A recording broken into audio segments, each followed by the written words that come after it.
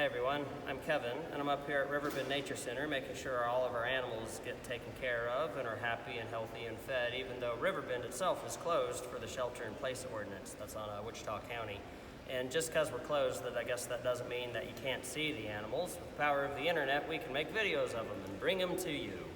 And what I have with me right here is our Great Plains rat snake. His name's Falcor. These are also known as western rat snakes for some people. He's a real pretty snake. You can see he's an excellent shade of brown. He's got a little Mickey Mouse pattern on his back. I don't know if y'all can see that there.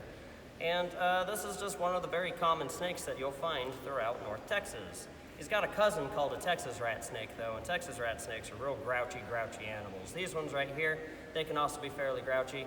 They're real prone to pooping on you if you pick them up though.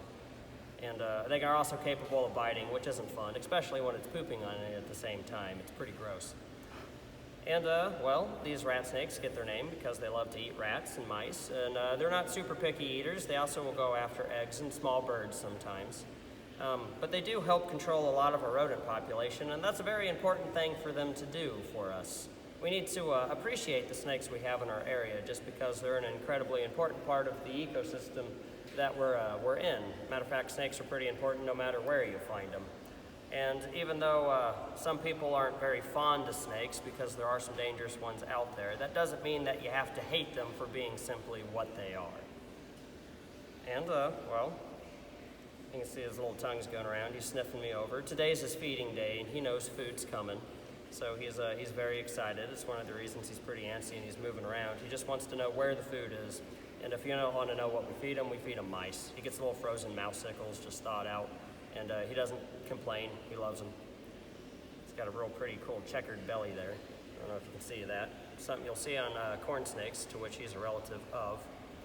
And he's got his short little saddles on his back. I already mentioned he's got the Mickey Mouse one over here near where his shoulders would be.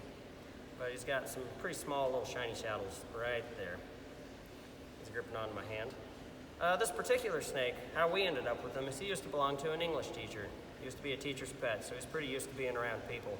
So just because I'm picking them up and handling them doesn't mean that you should go around picking up every snake that you come across, because I can tell you wild ones aren't going to be too keen on getting picked up. I already mentioned they will poop on you a lot. They are capable of biting, and if they've eaten recently, they'll also barf on you, which is also really gross.